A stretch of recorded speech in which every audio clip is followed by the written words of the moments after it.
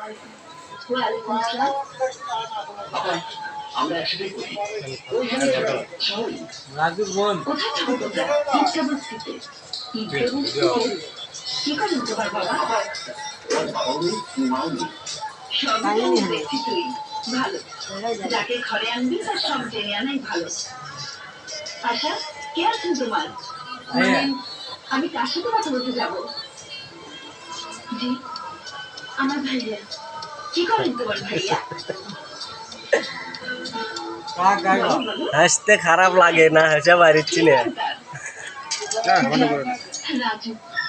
আমি মাথা নিশ্চিত তখন তো মাথা ঢুকে গেল।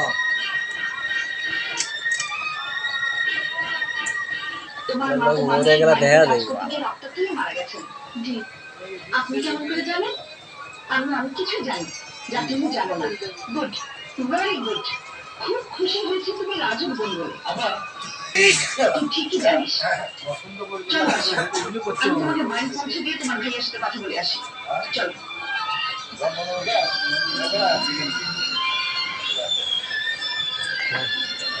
হ্যাঁ তুললে না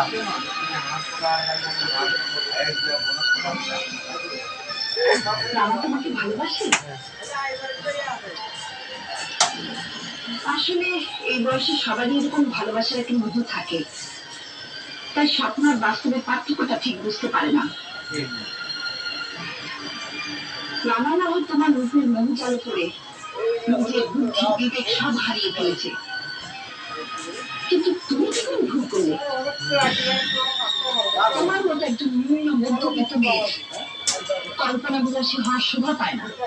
আশ্চর্য, নিজে থেকে একদম তাকিয়ে দেখলে না?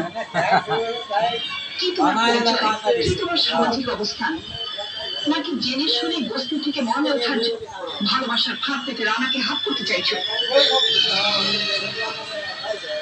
শোনো মেয়ে, পিপিলিকা যখন আলো দেখে লাইট পোস্টের দিকে ছুটে যায় তখনই তার মৃত্যু হয়। তুমি লেখাপড়া জানা নেই। আমি কি বলতে চাইছি আশা করি তুমি বুঝতে পেরেছো। একটা মাস্তানের বলে একজন খ্যাতনামা অ্যাডভোকেটের ভাইকে বিয়ে করতে চাওয়া আর জেনে শুনে আগুন ঝাঁপ দেওয়ার মধ্যে কোনো পার্থক্য নেই।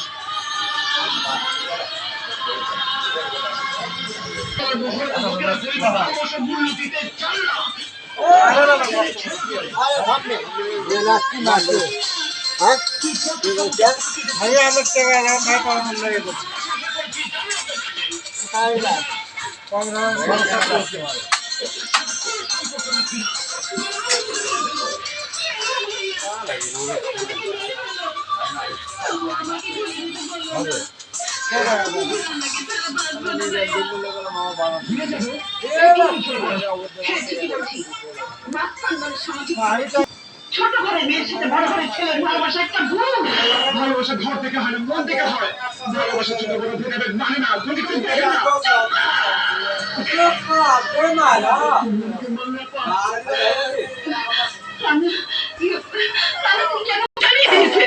তোমাকে অপমান করেছে। হ্যাঁ, বলেছে বিয়ে দিতে রাজি, যদি তাকে টাকা দিই। বিয়ে দিতে রাজি?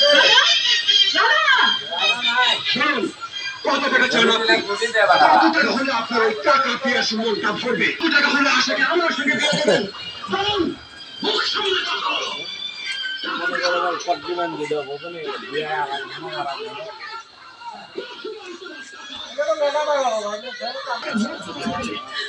আবার নতুন করে কাউকে নিয়ে খেলা শুরু করতে এ আপনার ভুল ভাইয়া। যাও, চলে যাও।